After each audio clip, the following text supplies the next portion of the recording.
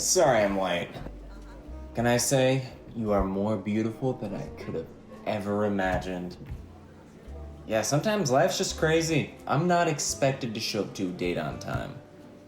Can I say before I get ahead of myself, I see no imperfections here.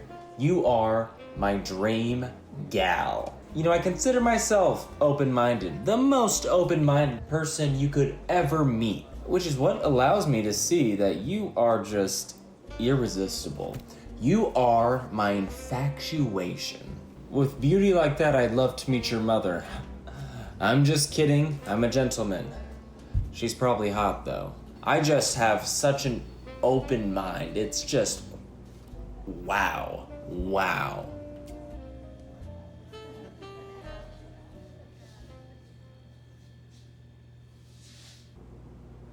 Oh my gosh. Oh, ugh, oh, no.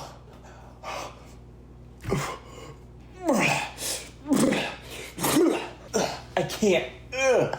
Disgusting. Oh, are you green? Oh, oh, oh, oh, ugh, ugh, ugh, ugh, ugh, ugh. Hello family, I'm your cousin Matthew, and today I'm bald and a little bandaged. I was hoping that being bald would be the most notable part of this, but unfortunately, life had different plans. So Wicked for Good is around the corner, and I wanted to reflect on Wicked Part 1. A lot of people loved it, some people were upset by it, but was there anyone who loved the movie, a fan, who was also upset by it? Does that person exist? Yes, and that person is me. Don't get me wrong, I am a huge fan of Wicked. That movie is still one of my most watched movies behind The Summer I Got Addicted to Incredibles. Ever since I heard the original Broadway version of Popular, I was obsessed. I've never seen the Broadway show, but I still think Wicked is probably the best fan fiction, and what I mean by that, if it's not already established, it takes an already established story, The Wizard of Oz, and it introduces an entirely different lens that you could view the whole world through, and I just love that about the story. But when I watch, I can't help myself from being a little parasocial. I can't help myself from feeling for the characters. I can't help myself from fighting for the characters. And at times I can't help myself from absolutely despising characters. So if you could join me on this journey through the mind of a parasocial Wicked fan that got a little too invested.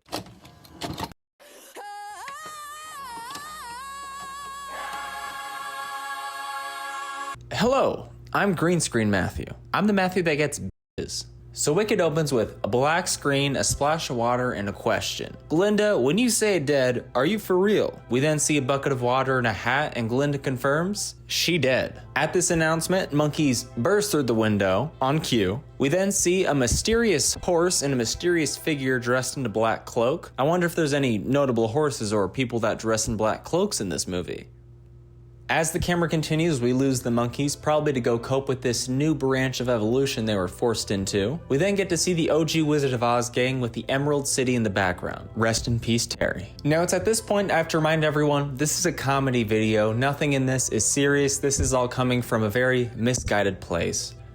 Which is where I follow up with, I hate these kids. I understand these kids have been misguided by their parents, taught to only believe what's in front of them, but still, they are happier than could be, celebrating from the rooftops. In fact, this whole town is beaming with joy. Like, this whole town couldn't be happier that a woman just died, and they had nothing to do with it. And mind you, this is the second performance this town has put on for a dead woman. I'm guessing this is what some places in America look like when SEAL Team 6 got Osama bin Laden. Now, something I want to talk about are the tulips. I understand these tulips were planted and displayed beautifully for this movie, and I also understand that the Munchkins are responsible for a lot of the dyes distributed in the land of Oz. But it took Dorothy like 50 yards just to find a wheat field. This leads me to believe that Oz has moved on to a different food source. But I will get to that at the end of the video. But back to the celebration, Ariana Grande shows up. It's Britney, bitch. She hangs around, but you can tell she doesn't like unaliving as much as the others do. As Glinda attempts to exit, a child comes up and asks about Elphaba's early life and conception, which is a very weird thing for a kid to ask, but hey, sometimes kids don't have filters. But from this, we do learn that Elphaba's mom did cheat with a man that had the same voice as Jeff Goldblum. During one of her escapades, she drinks some green juice, which I think makes her pregnant, which cuts to a screaming Miss Wicked where we get the unveiling of a beautiful green baby. Now I get it, not every parent's prepared for what their baby's gonna look like, but to not only roast the baby, but to also sing your insults to the baby's face is a level of disrespect I did not expect in this movie. But baby Elfie does what all babies do and uses some telekinesis, which cuts us to Elphaba as a child. Young Elfie and Lil Nessa are the sweetest kids you could probably ever cast for these roles. I would die for Lil Nessa. You want to see something amazing? Yeah. Unfortunately, a wholesome moment is ruined by a bunch of little rats, but fortunately, Elphaba shoos them away with some rocks. I know this might be controversial, but if Elphaba hit those kids hard enough to leave some scars, I'm just saying, it's a reminder that you need to change as a person. I'm just saying, I don't wish harm on children. But sometimes telekinesis makes rocks go faster than they're supposed to. I would know.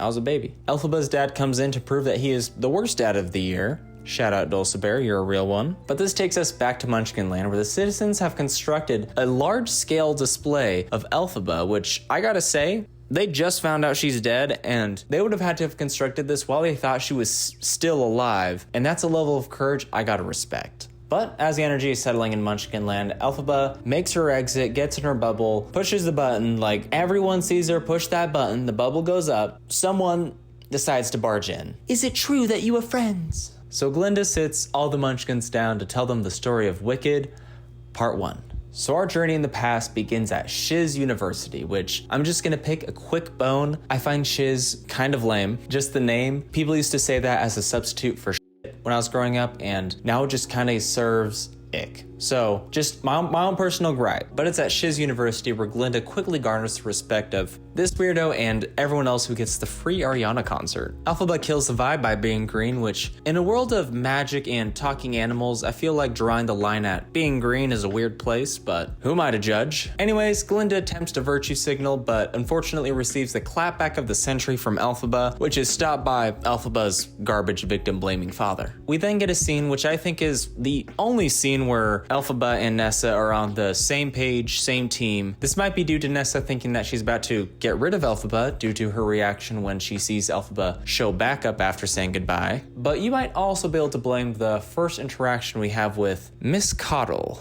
This is where we are introduced to the phrase, tragically beautiful. This phrase sends absolute chills down my back. It makes me want to jump in the screen and start swinging. But after Miss Coddle gives a backhanded compliment, she attempts to kidnap Nessa, but Elphaba fortunately saves her with some magic, and Nessa is not too grateful. We also get a fun scene that shows how the wizard is erasing history. Interesting. But luckily, Mother Morble saves the day, but also takes credit for Elphaba's work, so to make up for that, she gives Elphaba free tuition, a roommate, and also the chance to be mentored by Mother Morble. Not a bad deal. In the song, The Wizard and I, we get a lot of fun bits. We get this cool effect with a geometric color chandelier that when Elphaba's singing, degreenify me, we get to see her actually be degreenified with the colors that shine on her. I know this has probably been talking to the ground on TikTok, but I think it's so cool. Elphaba also says Munchkins are dumb, which I can't blame her. When her hometown thinks she's dead, they throw a rager, which can't blame her. We also see students running away from Elphaba while she's singing, which as an extra, I would also have to be paid to do the same. And from here, we are introduced to the short rivalry between Elphaba and Glinda, or long romance, depending on how you're watching.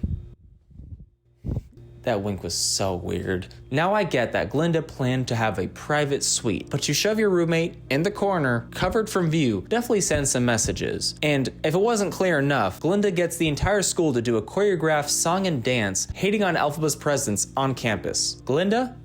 Watch yourself. But from here we are taken to history class where Glinda disrespects Dr. Dillamond's accent, and despite the disrespect, Dr. Dillamond attempts to teach but is interrupted by a hate crime. Yikes. I was excited to learn about animal history, but unfortunately, bigotry prevails. Later on, Elphaba stumbles onto the meeting of the minds, but due to her being clumsy, she scares them away. And when I'm talking scared away, they instant transmission out of there, hop in the TARDIS, and then just go into another dimension. If you were hearing sounds from the back, it'd be like... Sorry. Elphaba and Dr. Dillamond sing about how animal rights might be going away, but maybe not. On Elphaba's walk back to her dorm, she runs into the local hottie. She has some entertaining banter, but is ultimately not impressed. But one who is impressed? Me, by Fiyero's horse. I've never been more confident in saying that I want to invite that horse to a cookout. I can tell by that horse's vibe, they can hang. Also, it'd be a vegan cookout just to be safe. When Fiyero gets to campus, the BDE is felt. Glinda wants it. Bo wants it. Bach envies it. Maybe I want it. I don't know. Glinda lets Fiyero take him on a tour, which takes us to the library, which brings us to one of my biggest pet peeves. I understand the circle bookshelves are cool. It looks awesome. But if you're gonna tell me it's convenient, we're gonna have an argument. First off, how does gravity not let the books fall? Even if it's magic, you're gonna tell me that you wanna sit on those metal bars? Anytime you have to find a book, you're gonna have to crane your neck and then balance on this metal beam like an X Games gymnast. But despite the bookshelves, Fiyero sings about how books are lame and partying at the Oz Dusk sounds way more fun, despite it being a little scandalous. Bach, after seeing Glinda look at Fiyero like some top shelf eye candy, decides this is the best time to ask her to the Oz Dusk, where she responds, ew. But then she convinces him that if he asks Nessa, he'll be a little less gross. Glinda then pretends to be nice to the one person who has probably had about 3 people ever be nice to them, which wins her a wand and guilt. It's okay, you can get your tissues out. Luckily, Glinda flips over a new leaf, realizing that what is truly cringe is the fear of being cringe. And now, I like Glinda. Also, Bach is still stinky. We are now brought to the popular song, which has been one of my favorite songs ever since I was a kid, so no notes, no critiques. Ariana and Cynthia blow this song out of the water. It is better than I could have ever hoped for. I love that they extended the song just so that they could film in this hallway, that they took time to construct it. I love everything about it. Back in history class, Dr. Dillamond attempts to teach history before being taken away by police. There is a word that describes this type of government, but I don't think YouTube likes it. Dr. Dillamond is replaced by the personification of the substitute teacher from hell, where he then cages an animal whose species has most likely provided for students in that classroom. Elphaba is the only person in the room with a set of balls, so she proceeds to slam the table, which convinces everyone to go to sleep, besides Fiyero. And when they both realize the opportunity they have, they take the cub into the woods and release it, but not without establishing some romantic tension. Oh yeah. Now, just before Elphaba's slumber party, when she said to Fiyero, "We have to do something," Fiyero said, "By we, you mean you guys, right?" Which I feel like shows that Fiyero is someone who has good intentions, but is not someone to mess up the status quo. So pretty much she's a pussy.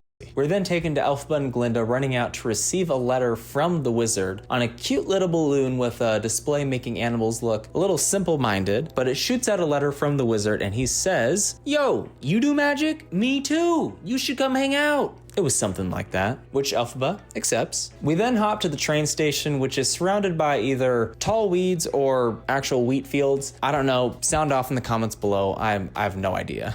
And as Elphaba's going off, we see that Glinda's worried about Fiyero. Fiero's thinking about Elphaba. Elphaba just wants to go to the Emerald City and party. She's not that worried about it. And due to Elphaba's social anxiety, she decides to bring her main bitch and they're off. Elphaba and Glinda are greeted with the Emerald City dance team, which feels like it's comprised of the entire town. Unfortunately, they did not provide a tour guide, so Elphaba and Glinda have to show themselves around, which brings them to the Wizomania. Here we are shown about magic lore, how the wizard is hot, but we also get one of what I feel is the funniest bits in the entire Wizomania section. So during the show, we get to see a holographic wizard read from the Grimoire saying some Omaha type shit. It prompts this lady to say, "He must be a wizard." So from what we know from the extended lore, when the wizard first arrived in Oz, he was a traveling salesman who was peddling snake oil and boinking any married woman he could find. One of these married women actually had a baby, and just in case I haven't already spoiled it for you, I can confirm this baby is younger than this woman, which means that this woman was most likely in the Emerald City when the wizard arrived and was cooing things up. Unless you want to tell me that she moved into the Emerald City after the wizard had already set up shop, took over the government, it's still going to be hard to believe that she made it in after the rent increase to push out low-income animals. Tell me I'm wrong. And now, since we're talking about pre-wizard Emerald City, it does make me wonder, are there citizens who lived in the Emerald City before the wizard showed up who don't like him or this new style of government? Well, today we're going to join those concerned citizens on this episode of The Uncut Stories of Wicked. Part 1.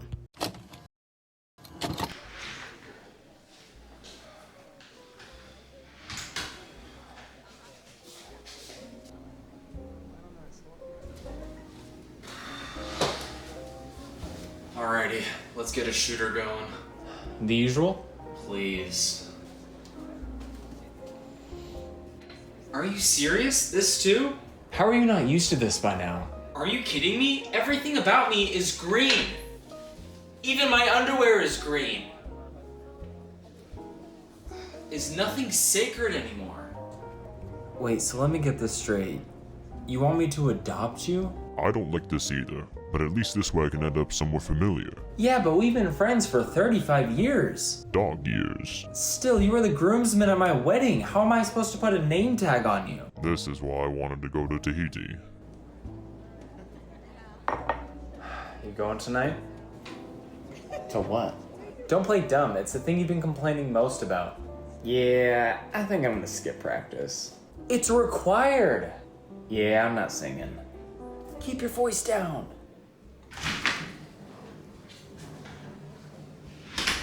Come on, just tell them I'm sick.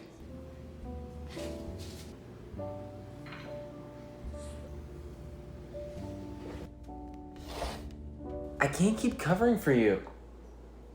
Fine. I'll just tell them myself. That sounds like a great idea. Let's see if the wizard can fix you up. Wait. Guys. It was just a joke. I promise I'll sing. Oh, you'll be singing. No! Eventually, Elphaba and Glinda make their way to the castle where we get a fun cameo, and we also meet Nico. I think his name's Nico. I don't know. And it's from this point that the jokes start to run a little dry. Not so much funny haha at the end of this movie. We meet a man. We also see the origins of the yellow brick road. Like if we chose purple, it would change the entire outcome of the second part. Mother Marble shows up, everyone's happy. Elfie plays God. Elfie realizes that the wizard can't play God. Elfie then rebels and the chase is on. Only a couple more thoughts before we wrap this up. I don't understand why Elphaba immediately drops her broom when she jumps through the window. That still confuses me. I also don't like how much our emotions are played with when we keep thinking Glinda's gonna join Elphaba, but oh, soldiers stop him, and then she's gonna soldiers grab her. That hurt. Also at the end of the movie when Elphaba's singing her beautiful chords, I like to think that the rest of the Emerald City comes in to harmonize. Like the town's like the I hope that wasn't too bad. I'm not doing it again, I'm doing it once. At the end of this journey, there's still so many questions. What's gonna happen with Elphaba? What's gonna happen with Glinda? Why is the wizard attacking animals like this? Why is he trying to inspire prejudice in Oz to turn them against these people that have helped them throughout their life? And I've realized the truth is a lot more grim than we'd like to admit. Tell me, where does the wizard come from? Omaha. He let us know in the hologram. Now Omaha is in the US of A. And what is the US of A known for? Cheeseburgers, bacon, Outback Steakhouse. What would benefit the wizard from trying to turn all of the people against the animals of Oz? He misses bacon. He misses In-N-Out. He doesn't have a double-double anymore. Ladies and gentlemen, I am convinced that the wizard is attempting to turn the people of Oz not only against animals, but to hunt them. It is truly sickening. I guess we'll just be left here sitting and wondering. But guys, that is enough from Green Screen Matthew. I'm gonna shoot you back to Chair Matthew. Thank you so much for joining me.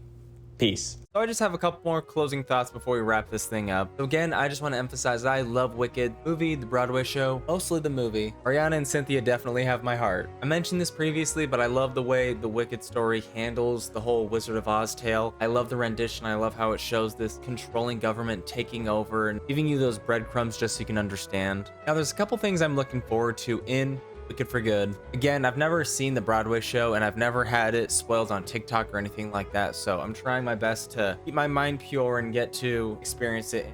Wicked Part 2, Wicked for Good. I'm pretty sure they confirmed that we'll get to see Dorothy's face. If not, I'm sorry. Also in the more cynical vein, I'm curious if they'll explain how Elphaba has never dealt with water her entire life. Tell me she's never brushed her teeth, just got stinky breath, stinky body, never taken a bath, but we'll believe what they want us to believe for now. I'm excited to see the new costume for Cynthia and Oriana. I know we've seen a couple in the trailers, but I'm still looking forward to seeing the outfits in full display. I'm really excited. And lastly, just seeing if the characters I don't like, what's coming to them.